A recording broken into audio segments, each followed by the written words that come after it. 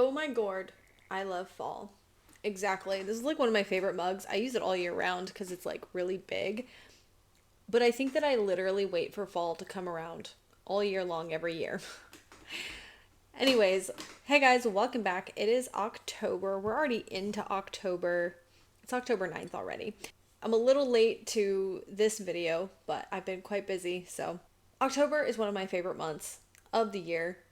And that is a time for vampires, magic, autumn vibes, mysteries, thrillers, spooky, gothic, ghosts, and supernatural. These are my favorite themes throughout the entire year, all the time. So we're going to talk about all the books that I would really love to read in October. To be fair, there is no way humanly possible that any one person could read all of the books on this list. It's more of a wishful thinking that I would, if October were longer, or if I was even a faster reader, that I could read all of these books, ideally.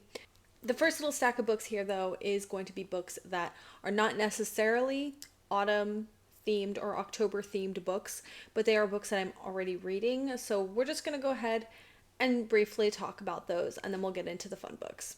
Crossings by Alex Landdragon. And I ended up putting this one on this month's list because the audiobook became available, so I went ahead and checked that out. So I'm going to be listening to the audiobook while reading this book. That is something I have yet to actually sit down and do. I end up listening to the audiobook and doing other things and not doing them both, but I've heard that's a very effective way of really immersing yourself in the story. So I'm going to really try it with this book. This book seems so intriguing. I'll be honest, I don't really remember what it's about, so we're going to read the back of the book. And this satisfies the book for dual timelines.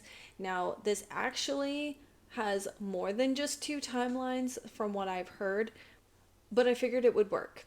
In this mesmerizing, genre-bending debut, Alex Landdragon has created an intricate literary puzzle designed to be read either as a first to last page narrative or by following an alternative chapter sequence that offers a very different reading experience.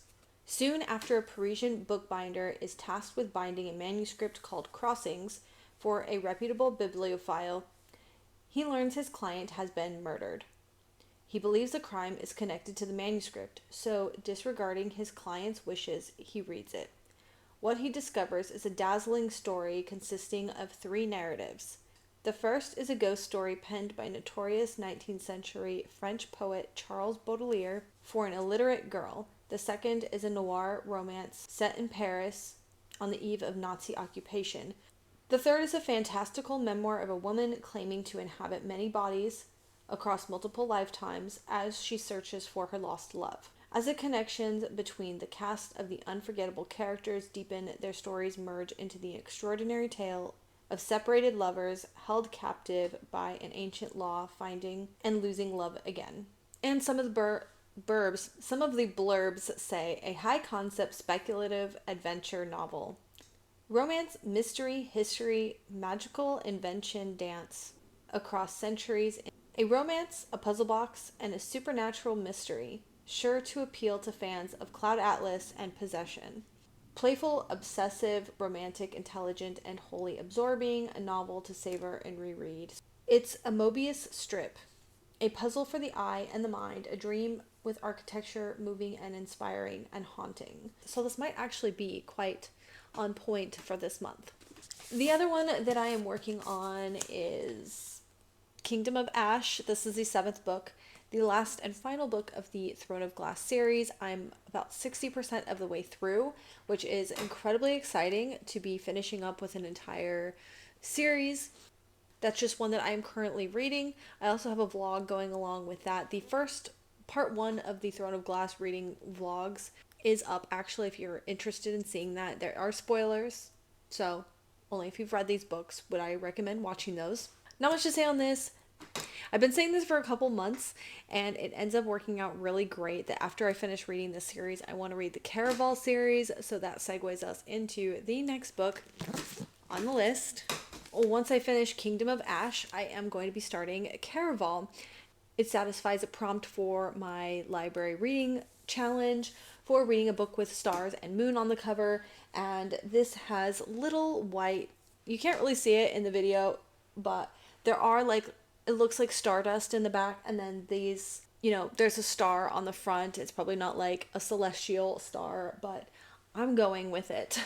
Scarlet has never left her tiny island where she and her sister live with their powerful and cruel father. Now Scarlet's father has arranged a marriage for her, and Scarlet thinks her dreams of seeing Caraval, the faraway once-a-year performance where the audience participates in a show, are over. But this year, Scarlet's long dream of invitation finally arrives. With the help of a mysterious sailor, Tella whisks Scarlet away to the show. Only as soon as they arrive, Tella is kidnapped by Caraval's mastermind organizer, Legend. It turns out that this season's Caraval revolves around Tella, and whoever finds her first is the winner. Scarlet has been told that everything that happens during Caraval is only an elaborate performance. Nevertheless, she becomes enmeshed in the game of love, heartbreak, and magic. And whether Caraval is real or not, Scarlet must find Tella before the 5 nights of the game are over, and the dangerous domino effect of consequences will be set off, and her beloved sister will disappear forever. And then the next one is 10,000 Doors of January by Alex E. Harrow. Alex E. Harrow is going to pop up 3 more times on this list. And that is another theme after last month being the month of reading Sylvia Moreno Garcia. This month, it seems, I've been reading a lot of, I have lined up a whole list of Alex E. Harrow books to read. And this is completely by accident that this seems to happen, but this book satisfies the challenge to read a book with a month in the title. When one enters a door in a sprawling mansion filled with peculiar treasures, January Scholar is a curiosity herself. As the ward of the wealthy Mr. Locke, she feels little different from the artifacts that decorate the halls, carefully maintained, largely ignored, and utterly out of place. Then she finds a strange book, a book that carries the scent of other worlds, and tells a tale of secret doors, of love, adventure, and danger. Each page turn reveals impossible truths about the world, and January discovers a story increasingly entwined with her own. There's only one way to run away from your own story, and that's to sneak into someone else's. Some of the blurbs on the back say, a gorgeous aching love story, one of the most unique works of fiction I've ever read, devastatingly good, a sharp nested tale of worlds within worlds, stories within stories, and a power of worlds. So that is that one. I think that I'm really intrigued by the fact that it takes place in this mansion that has all of these nooks and crannies. That is such a gothic kind of vibe, but I don't think that this is supposed to be like gothic in any other sense except that it takes place in a house. But I love a book that takes place in a house.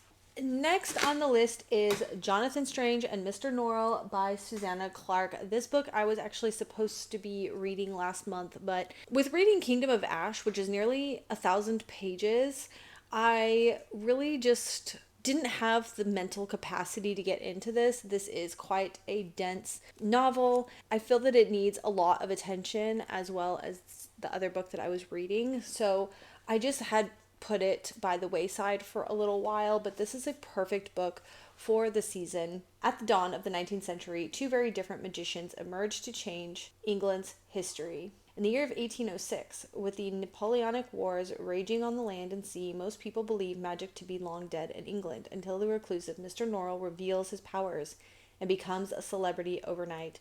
Soon another practicing magician comes forth, the young, handsome, and daring Jonathan Strange. He becomes Norrell's student, and they join forces in the war against France.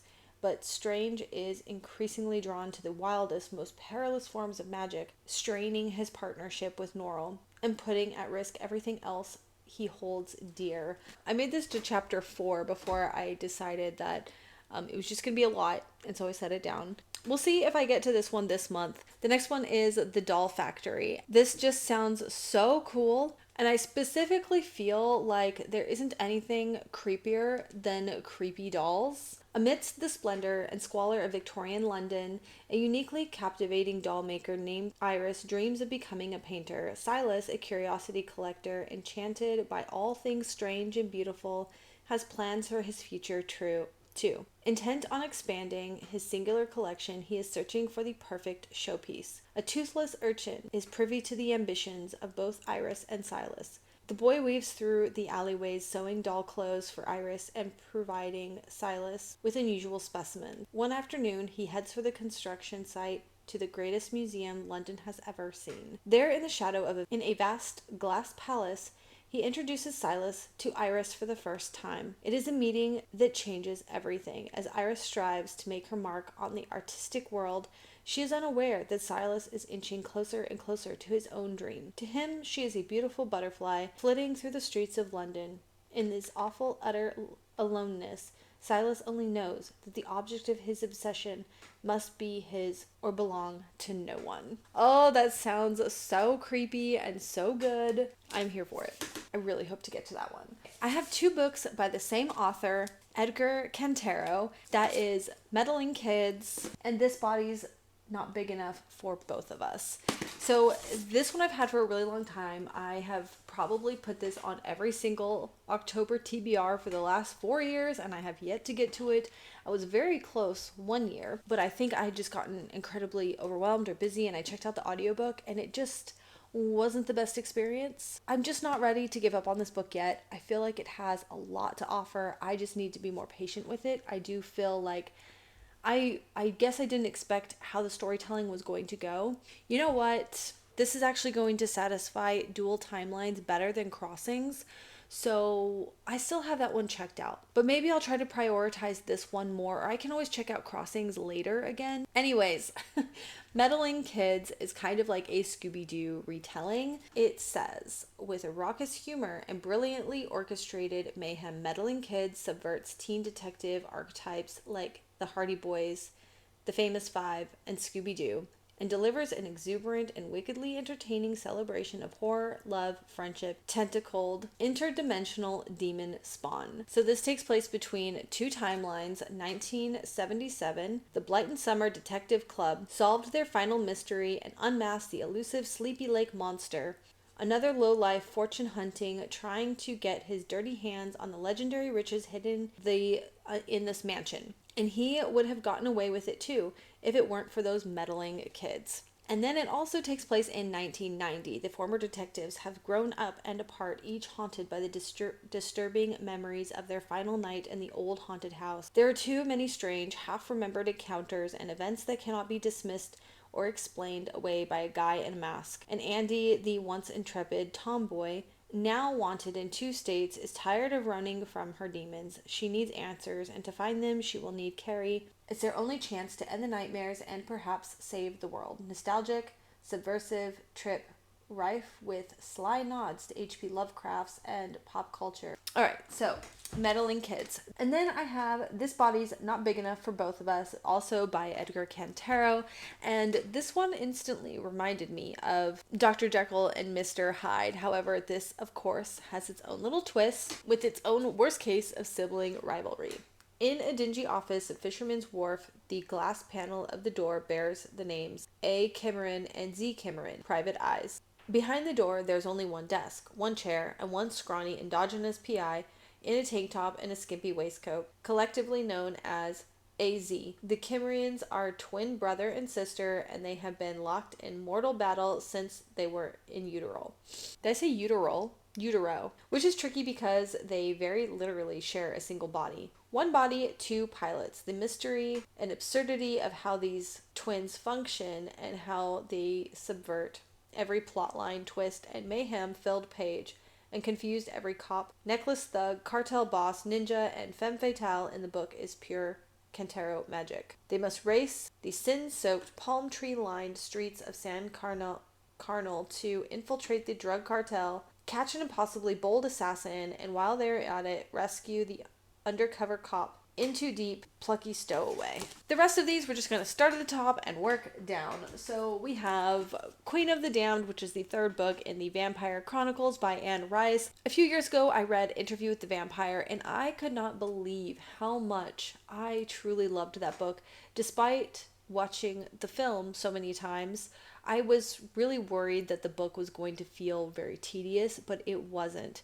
It was so much better than the movie. I still love the movies, of course. Drawn in so deeply by the book. I loved it. It's one of my favorites. But then I moved on to the 2nd book, and I had a very different experience with that. It was not the same, it was not the same vibes at all, because we jumped from, you know, what is it, 1700s to the 1980s. And so I guess I should have expected it wasn't going to be the same vibes at all.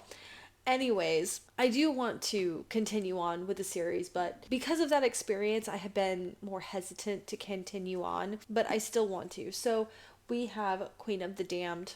Yeah, a lot of time jumping throughout these series, I guess. Ooh, this one is really dusty. All right, these genres are really mixed up, but like I said, I'm just going top down. So the next one is more gothic vibes with Wuthering Heights by Emily Bronte. This one is supposed to be very, well, it's like a quintessential gothic novel, and it's high time that I read this book. It is this epic love story between Heathcliff and Catherine, who are just toxic romance vibes, but they love each other. Anyways, they're from different walks of life and different social classes, and yet they still love each other. And then I have this little book of classic horror tales. I was so excited to find this, and I have this. I had put my copy of Turn of the Screw in here as well, but this book has all of them covered. We have the stories that are in here. We have Telltale Heart by Edgar Allan Poe, Dracula's Guest by Bram Stoker, Arthur Conan Doyle, Nathaniel Hawthorne's Young Goodman Brown, Turn of the Screw by Henry James, The Vampire by John William Polidori, The Body Snatcher by Robert Louis Stevenson, The Orla by Guy de Maupassant, The Yellow Wallpaper by Charlotte Perkins Gilman, The Trial for Murder by Charles Dickens, The Succubus by Honoré de Balzac. There are more stories in here, but I just mentioned the ones that I'm really interested in reading. Then for a haunted house style one, we have Slade House by David Mitchell. This one I actually listened to on audiobook a few years back.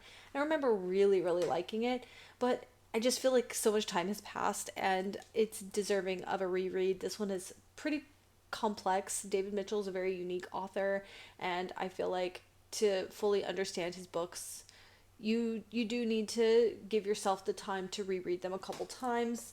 But this one is quite short. I think, you know what? I think I actually have picked this up around the same time that I picked up House of Leaves, and it was like too much of kind of the same thing.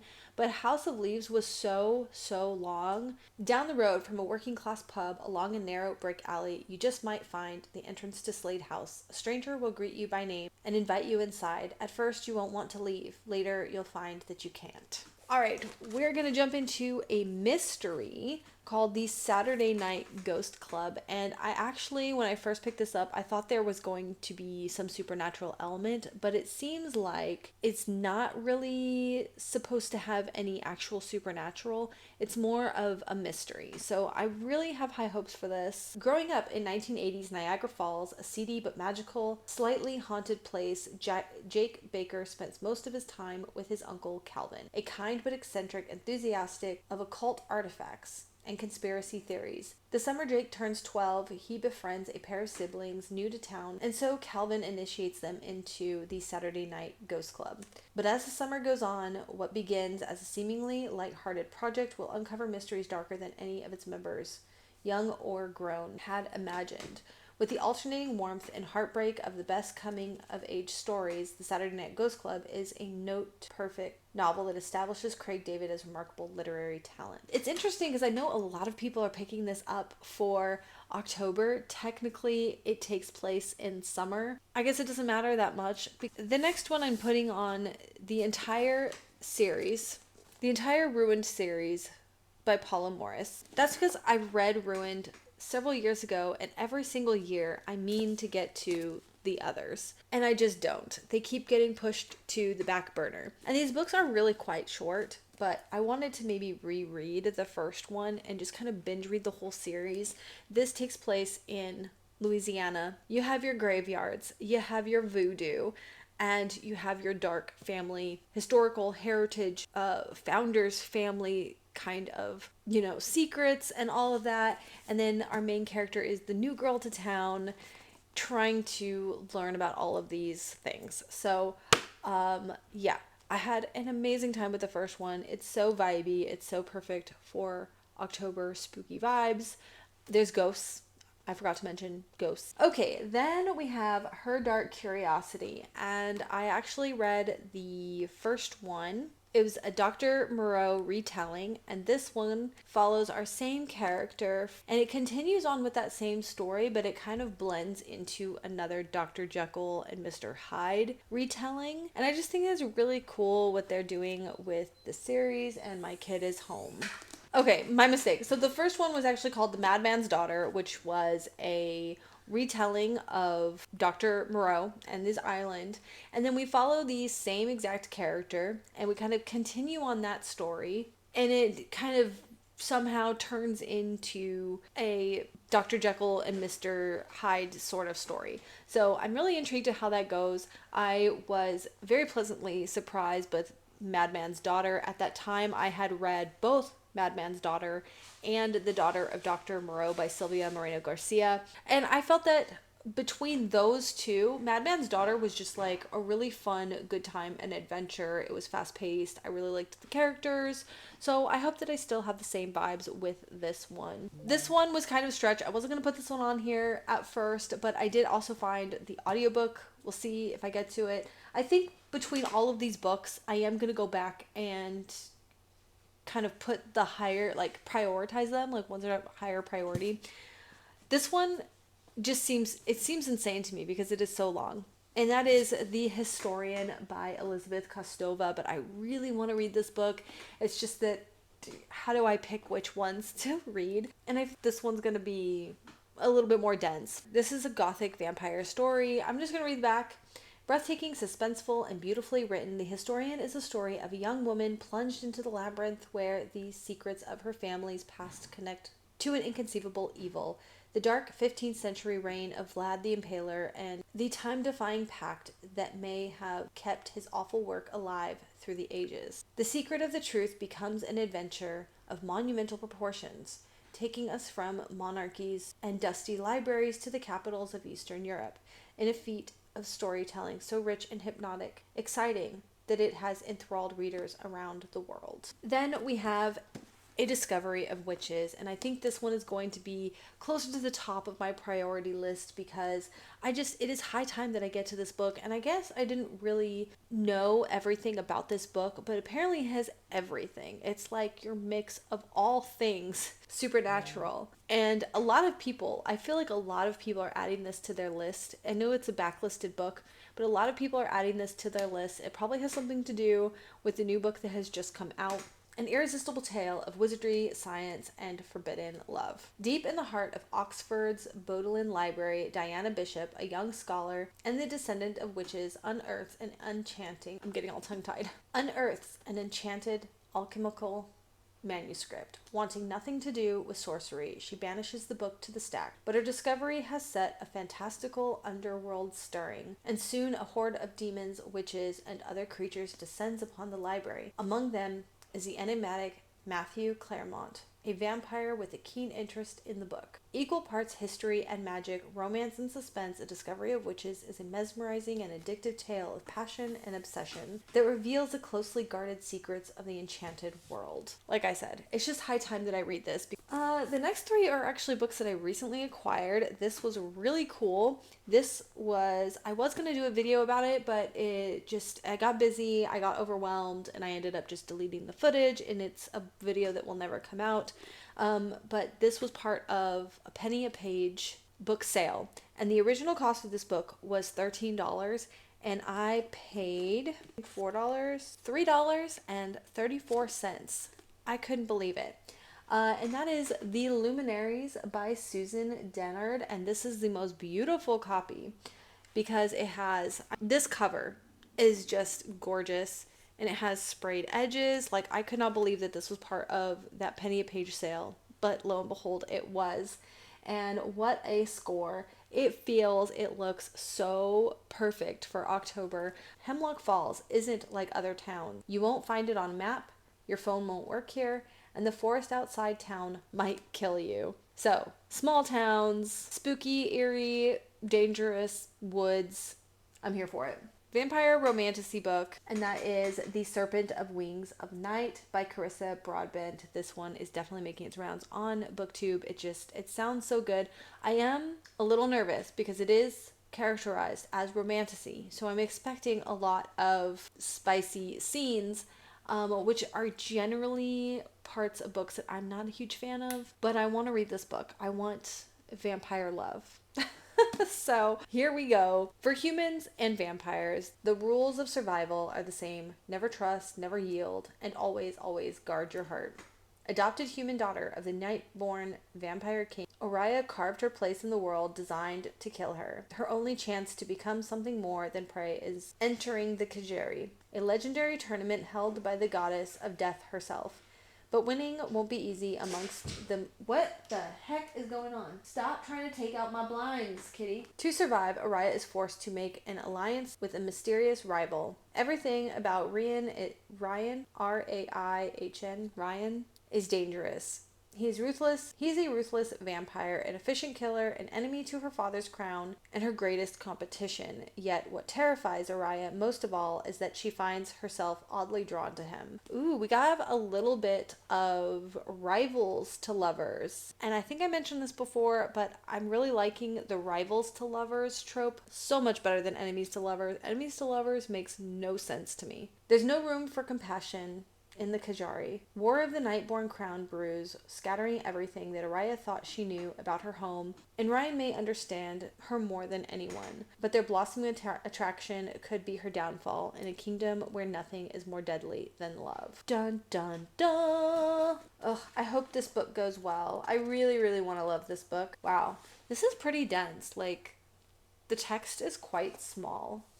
All right, there are a few books now that I have on my Kindle or I have checked out from the library that I cannot wait to read.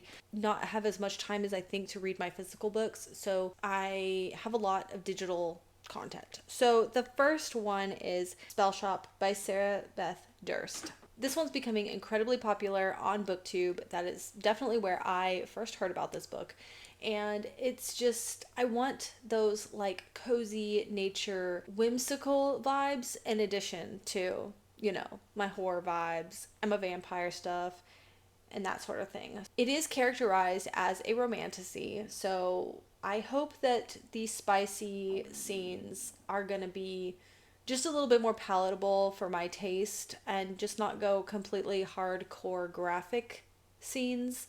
But we'll see. Lush cottagecore tale full of stolen spellbooks, unexpected friendships, sweet jams, and even sweeter love. Kayla has always had trouble dealing with people. Thankfully, as a librarian at the Great Library of Elysium, she and her assistant Kaz, a magically sentient spider plant, has spent the last decade sequestered among the Empire's most precious spellbooks, preserving their magic for the city's elite. When a revolution begins and the library goes up in flames, she and Kaz flee with all of her spellbooks they can carry and head to a remote island Keela never thought she'd see again. Her childhood home. Taking refuge there, Keela discovers, much to her dismay, a nosy and very handsome neighbor who can't take the hint and keeps showing up day after day to make sure that she's fed and to help fix up her new home. In need of income, she identifies something that even the bakery in town doesn't have: jam. With the help of an old recipe book her parents left her and a bit of illegal magic, her cottage garden is soon covered in ripe berries. But magic can do more than make life a little sweeter, so she risks the consequences of using unsanctioned spells and opens the island's first ever and much needed secret spell shop. Like a Hallmark rom-com full of mystical creatures and fueled by cinnamon rolls and magic, will heal your heart, feed your soul. Oh, that sounds so good. The next one is The Unfortunate Side Effects of Heartbreak and Magic by Brienne Randall. For fans of practical magic and Gilmore Girls. Say no more. This novel explores the shields that we build around our hearts to retain our own magic. Sadie has always believed that the curse of 4 heartbreaks that accompanies her magic would be worth the price. But when her grandmother is diagnosed with cancer and has only weeks to live, and her first heartbreak, Jake McNeely, returns to town after a decade, her carefully structured life begins to unravel. With the news of their grandmother's impending death, Sadie's estranged twin brother Seth returns to town, bringing with him deeply buried family secrets that threaten to tear Sadie's world apart. All right, I'm not gonna lie, I get really exhausted from reading so many long-winded summaries. Sometimes I just want bullet points. So this also says that it's for readers who love the magic of the particular sadness of lemon cake, which I have not read, but I think I need to. The sense of community found in the very secret society of regular witches, which is an all-time favorite book of last year, and this is considered a witchy novel, so yeah. And then I feel like there may be some more, but we'll see if I get to them, and they will be a surprise to both of us. Have been a lot of like cozy mysteries that people have been bringing to my attention on videos, and I definitely want to get into reading those, but this is a huge stack. And then the last one I'm going to add to the list because I'm craving it so much. I want to reread Twilight. I just need to. And I know the story so incredibly well. It will probably be a very fast read, so I don't think that will be a problem. So as far as like time constraints. So of all of these books, I think I want to go ahead and show a few that I definitely want to prioritize. Okay, I don't think my priority list really cut too many out. Okay, so I think I'm actually going to probably end up setting these two to the very bottom of the list because technically this one takes place in the summer. Not that it matters too much. And then Crossings, I do have the audiobook checked out though, so I mean I'm probably definitely going to read this one, but as far as like priority, it's probably going to go a little bit lower because that one was for dual timelines, but I think I'm going to keep this series higher up. This one I do plan on reading. This is a little deceptive because it looks like it's a huge book, but I'm really going to be only kind of focusing on a few of the stories. And then Luminaries, I think I just have to get to this one. Wuthering Heights I might put a little bit lower on the list. Like what I'm feeling is a lot more witches and vampires for the season. I feel like at the very tippy top of my list is Discovery of Witches. Definitely have to get to that one. Historian is pretty high on the list. We're going to put that in that pile. Okay. Queen of the Damned. Just knowing me, I just, like initial feelings, I'm just not super excited about it despite me wanting to read it. I'm just really in the mood to be very indulgent and just read the ones that I'm really, really excited. So it's probably gonna go a little bit lower. From this stack, if I had to prioritize one of them, like this one's really short. It sounds like a hoot. But this one seems so nostalgic. Oh, that's right. And this one is the one that has two timelines. So this one I was going to replace with Crossings for dual timelines. Doll Factory, like I have to. That one sounds so good. This one is just really dense, really intense. I feel like it's going to be slow, methodical. I think I'm not super feeling the vibes. I might put this lower on the list, kind of with the tier of Queen of the Damned. 1,000 Doors of January, I actually also got the audiobook for this one, so of convenience, it is going to be higher up on the list. And this one does seem like it's going to be a lot of fun, really cozy and everything. Caraval is actually at one of the tops because it's just in my mind, like I'm starting this book as soon as I'm done with Kingdom of Ash. So these are the top priority books: Caraval, Doll Factory, Meddling Kids, and Discovery of Witch, Kingdom of Ash. The next tier list, and that is 10,000 Doors in January. The Historian. At first, when I first put this on the list, it's like, it's okay. It's probably going to be on the lower end of the totem pole, but I'm far more excited to read this than expected, and it's really just kind of being mindful of what I can actually read, why it's I just really want that. And then Luminaries, and I feel like this is really gonna hit with a very creepy, spooky, small town vibes, so I'm excited for that. And then finally the Ruined series, so that'd be next here. And then all the other ones we talked about, they're less important. So that's it. Those are the books that I am really hoping to read this month. Thank you all so much for watching, and we'll see you soon. Bye.